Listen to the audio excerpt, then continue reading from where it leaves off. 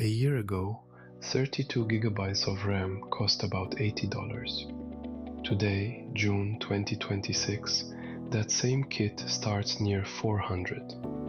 And nothing about it got better. Same sticks, same speed. Your memory didn't get upgraded, it got outbid. Because every gigabyte of memory going into an AI data center costs the world roughly 3 to 4 gigabytes of the RAM you'd have bought. Not in money, in silicon that never got made. Your next upgrade wasn't priced up, it was unmanufactured. This is the start of a new layer. We've followed the electricity into AI data centers and the heat back out. This series follows the memory, because memory, not processors, is where AI now collides with your hardware. Power bills you notice once a month, cooling you never see, but this one you feel at checkout.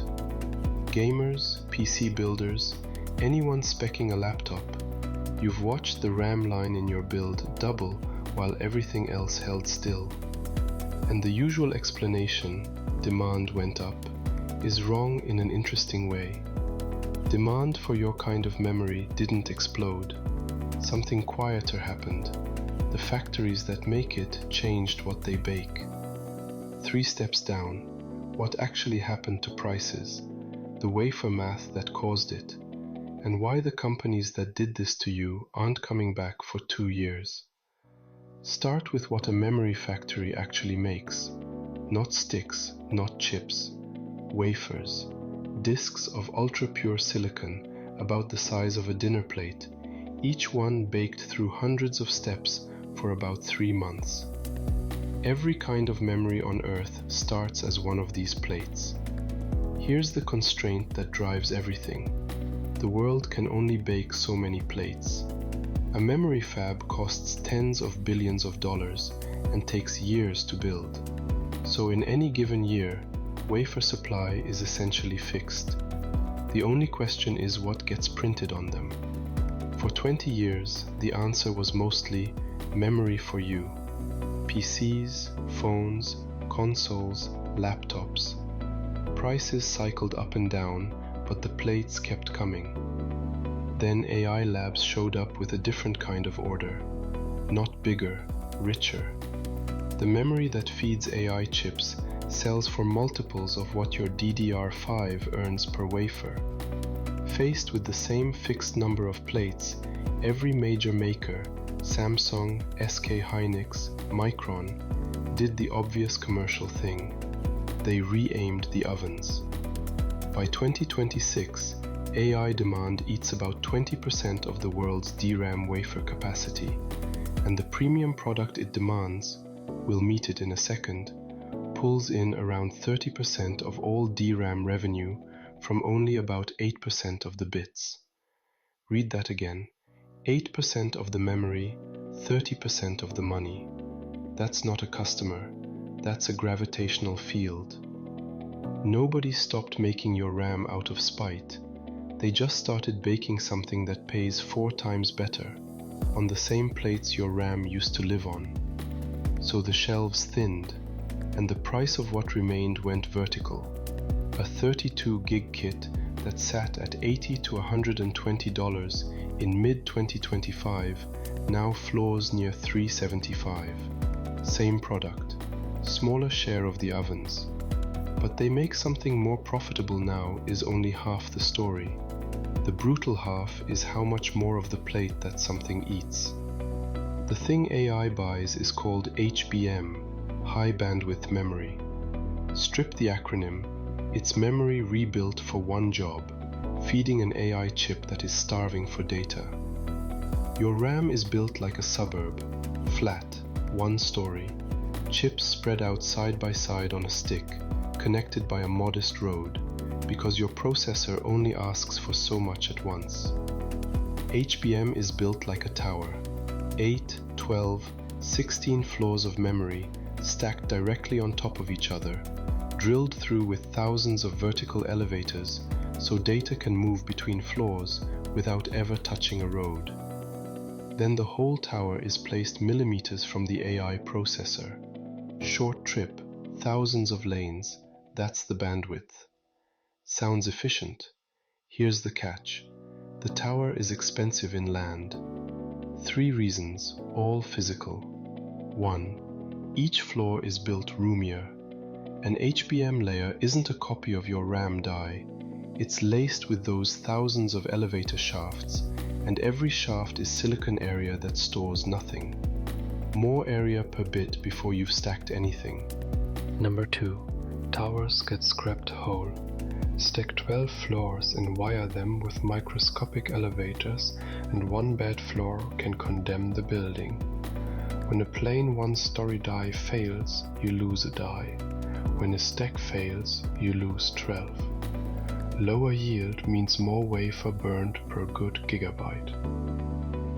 Number 3. The tower needs a foundation, an extra slab of silicon underneath that does nothing but route signals. More area still. Add it up and you get the number this whole episode stands on. By Micron's own accounting, HBM consumes about 3 times the wafer capacity per bit of standard memory. Count the total silicon area, and 1 gigabyte of HBM costs the world roughly 3 to 4 gigabytes of DDR5 that could have existed instead. Now the bakery, one last time. Same oven, same trays. The bakery used to bake sheet loaves. Cheap, flat, feeds everyone. A new customer walks in and orders wedding cakes. Layered, delicate, 3 trays of dough per cake, and he pays whatever it takes. The bakery doesn't hate bread, but every cake that goes in, 3 loaves come off the menu. You walk in for bread. The shelf is nearly empty, and what's left costs triple. Nothing happened to bread demand. The flour went somewhere else. That's the memory market in 2026. It's not chips versus chips. It's wafer area, and yours lost the auction. If you want one image for what this did to the consumer market, take this one. Micron, the American memory giant, the M in your RAM's spec sheet, has sold memory to regular people for 30 years under the brand Crucial. If you've built a PC, you've probably held their sticks. This year, Micron is shutting the Crucial brand down, winding down the retail line by early 2026 to free up wafer supply for data center customers. Be precise about what that means, because precision matters here. Micron didn't leave the memory business. It's still one of the biggest memory makers alive. It closed the retail counter. The company kept the bakery and fired the walk-in customers. That's the clearest signal you'll ever get about where the priority sits. When you buy RAM now, you're not really shopping, you're bidding for the same square millimeters of baked silicon that OpenAI's suppliers want, except they signed multi-year contracts at premium prices and you're holding a retail coupon. So when does it end? Not soon, and the reason is structural. New fabs take years and tens of billions to build, and the makers remember the last crash.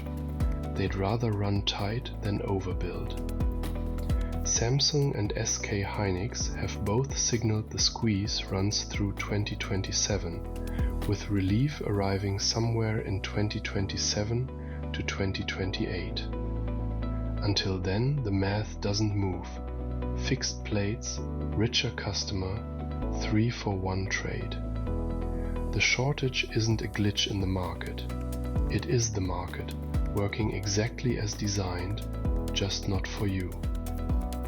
So here's the answer to the question you typed into a search bar after seeing that price. Your RAM didn't double because more people wanted RAM. It doubled because the world's memory ovens, a fixed, slow, brutally expensive resource, got re-aimed at a product that eats 3 times the silicon per gigabyte and pays multiples for the privilege. Every AI gigabyte is 3 of yours, unbaked. It's not shortage by accident, it's arithmetic. Not chips, wafer area. The machine layer usually hides behind a wall socket or a server door. This time it reached into your shopping cart. And here's the strange part we skipped. AI labs aren't paying triple for more memory. They're paying triple for faster memory, for bandwidth, not capacity. Because the dirty secret of AI hardware is that the processors everyone fights over spend much of their time doing nothing, waiting for memory to feed them. The whole reason HBM exists is to shorten that wait. Next, the memory wall. Why the fastest chips on Earth sit idle, and why the real speed limit of AI isn't compute. It's the distance data has to travel. That's the next layer down. Subscribe and it'll find you.